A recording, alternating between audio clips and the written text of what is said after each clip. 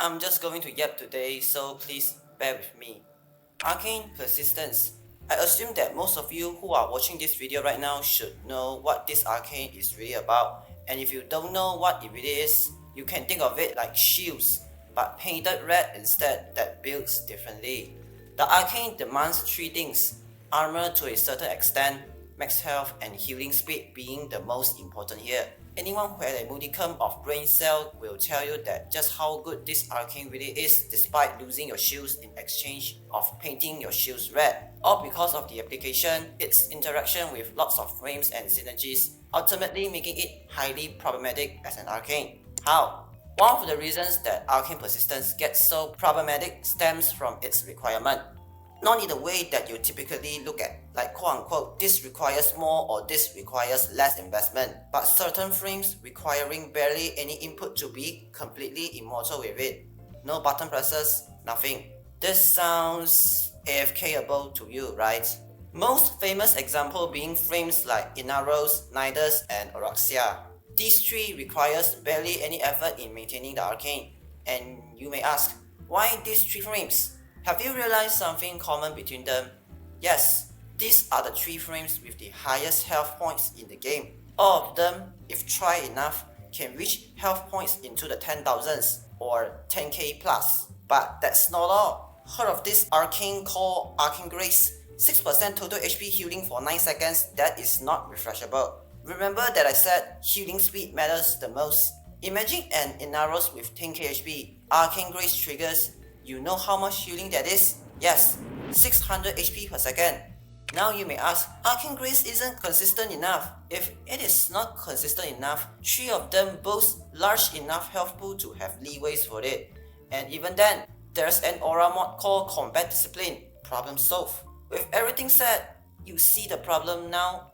What makes Arcane persistent and Arcane not for everyone is that it requires tons of investment to get began with, even more than your traditional Shieldgate build, because Shieldgate builds never ask you to sacrifice a key part of your warframe, but Arcane Persistent does. It also demands 700 armor or 14,000 if hit procs are a concern, a decent chunk of health for leeways, preferably more than 1,000 to ensure that you have one more second of leeway and healing methods. Which if you are a frame with no healing methods and Arcane Grace being not as good on them, or you don't want to limit yourself to certain weapon types, they can only subsume Gloom in return due to the lifesteal it provides. Yes, Gloom.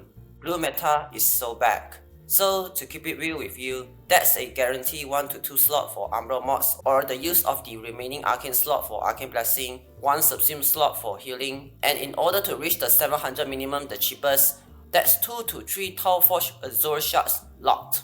Arcane Persistence, in essence, is not an easy Arcane to build around, especially some of the health tanks here just lack status immunity, or in ways their boarding path is severely limited by the choice of said Arcane. And what makes the three of them that much more insane is that not only they have insane leeways with their huge health pool, all of them have status immunity too.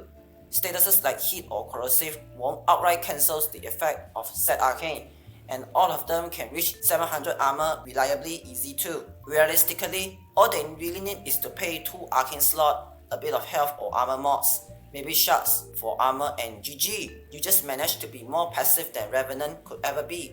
Obviously, as you can tell, no matter how much you try to act like quote-unquote what balance really is, you are just going to tone it down a little for these frames. It's just way too passive for the game's own good.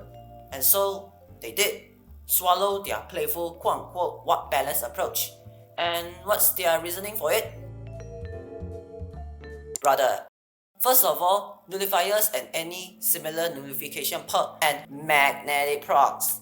This is the first Arcane to ever get such treatment, by the way. I never seen that happen to Arcane Aegis or any Arcane. The attempt is valiant, but this is just incredibly unfair for an Arcane. This ain't it, brother. Second of all, let's say Nyx assimilate and all those AFK worthy methods doesn't exist, and you are exceptional with your anti-AFK approach. Does it tone down the worst offenders or not? Yeah, fuck no. Magnetic procs? Brother, are we for real with the magnetic proc against status immunity? The nerf even managed to make the Arcane even harder to invest into for other not as offending frames, because now they suddenly have to worry about magnetic procs and nullifiers that their health-thinking counterpart doesn't need to worry much about, on top of the hefty price and cost to even make this Arcane worthwhile in the first place. It seems like DE doesn't know who is genuinely getting away with real crimes and targets the not so egregious ones instead, and camouflage all this under the anti-AFK intention is just so disingenuous and incompetent.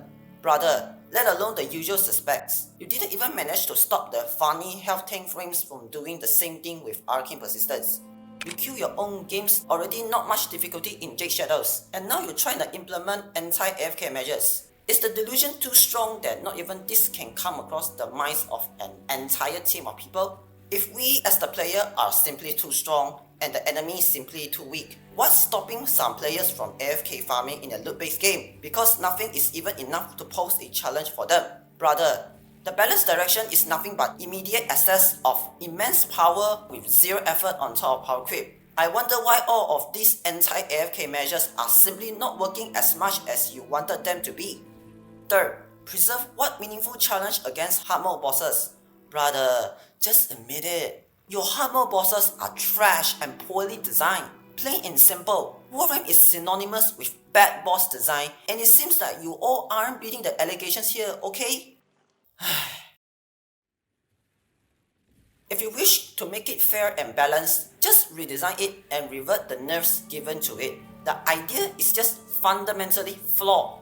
This variation lacks nuances that works accordingly to every different frame, and it feels more of a blanket that covers everyone the same way. I would suggest that now it scales with percentage HP as well, and establish a system where the game determines which takes priority. 500 damage max per second or 20% HP damage max per second, whichever is more. With every 100 additional armor past 700, it reduces the percentage by 1% until 10%. First example, in Naros Prime with 12,000 armor and 6,000 HP, the Arcane will check if 500 damage is more than 15% of their HP, and in this case, 15% is more. So Inaros will take at max 15% of his HP per second. Second example, Grendel Prime with triple Umbral mods, 3,626 health, 1,120 armor, with 2 enemy in Tami, aka 1,620 armor. Arcane will check if 500 damage is more than 11% of their HP, and in this case, 500 HP damage is actually more than 11% of Grendel Prime's health. So Grendel Prime will take at max 500 HP damage per second. Third example, same Grendel Prime, but instead of triple Umbral, he got Umbral Intensity and Umbral Vitality only, and source any armor through 2 non-tau Azure Archon Shard, barely hitting the 700 minimum requirement. Same check, but this time it compares between 500 HP damage and 20% HP damage, and in this case, 20% HP damage is higher. So Grendel Prime will take at max 20% HP damage per second. You see how this system works? Not only it also makes armor a more strict requirement for higher HP frames like Nidus, Oroxia and Inaros due to percentage HP damage, it also makes them value armor as a step more because it makes them last longer in return, and disincentivize over-reliance on huge HP pool as it demands even more healing power in exchange to upkeep.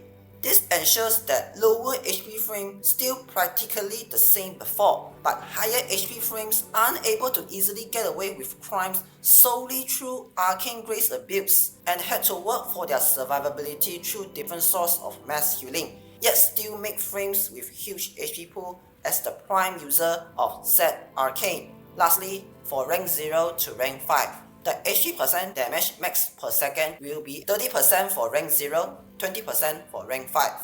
And yeah, that's all for today. See you all next time. Goodbye.